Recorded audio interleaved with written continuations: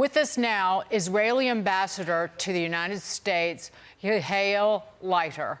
Ambassador, thank you so much for being here. First, your reaction to what I'll describe, or what could be described as President Trump's measured approach so far. Well, the Prime Minister Netanyahu and President Trump met in the White House, as you know, in February. As soon as the president came in, Prime Minister Netanyahu was the first foreign dignitary to visit the White House. They had an open and frank discussion.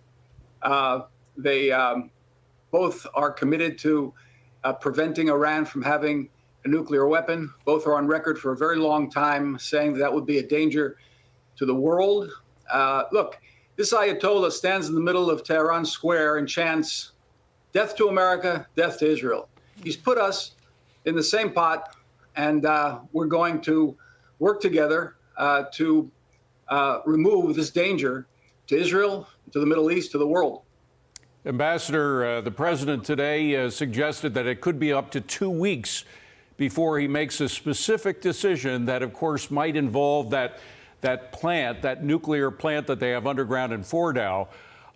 If the president decides the United States will not get directly involved using one of our B-2 bombers to deliver this huge bunker buster weapon, could the Israelis themselves take out that facility? Well, David, Dagan, look, the ask that we have from the United States so far has been for a defensive posture. The administration, Congress, the American people have been so kind to provide us with defensive missile systems, the THAAD and the Aegis system.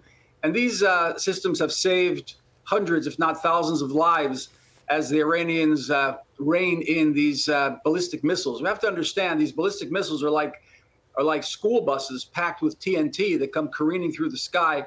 They have a tremendous payload that can kill many people. And the assistance that we've received in the United States in defending our population has been very significant. As far as collaboration on offense, that's a decision President Trump will make. He'll make it on behalf of the American people. He'll do what's best for the United States. And we, of course, honor that. We will have to do what we have to do. This is an existential threat for us. And if it includes Fordow, so be it. The important thing is to understand that we cannot allow Iran to make good on their threats of annihilating the state of Israel. Ambassador, just bear with me for a second. What does the Ayatollah think is the best way for him to stay in power? Is it to give up Iran's nuclear program, or is it to forge ahead toward a bomb? Well, Dagan, you're asking me to get into the mind of... Yeah, I know. I said bear with me. So of a murderous theocratic thug. You know, he's got 15,000 of his own people in jail because they oppose his regime, political prisoners. This is a mean, mean man who is a reincarnation of a little guy in Germany about 80 years ago with a mustache who went running around saying he's going to invade his neighbors, and nobody listened, and they appeased him. And at the end of the day, we ended up with a World War II with 65 million people dead and 6 million Jews gassed. Look, when he says he's opposed to the West, when he says death to America, death to Israel, he means it. We shouldn't take him for granted. This is what he has preached for many, many years. And it's a matter of really of capability. It's not a matter of, intent. If he has the capability, like the head of the CIA said the other day in the Senate, if he gets to the 99-yard line, he's going to go to the end zone. So we have to prevent him from achieving this nuclear bomb. And that's really our end game.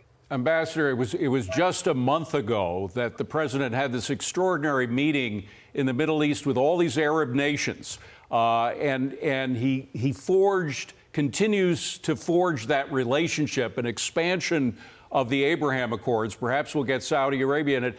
Describe, I mean, obviously they're not publicly saying they're happy about what's happening, but clearly Iran is as much an enemy in many ways to them as it is to us. How important, describe the importance of the Arab involvement in the future going forward with how we deal with Iran.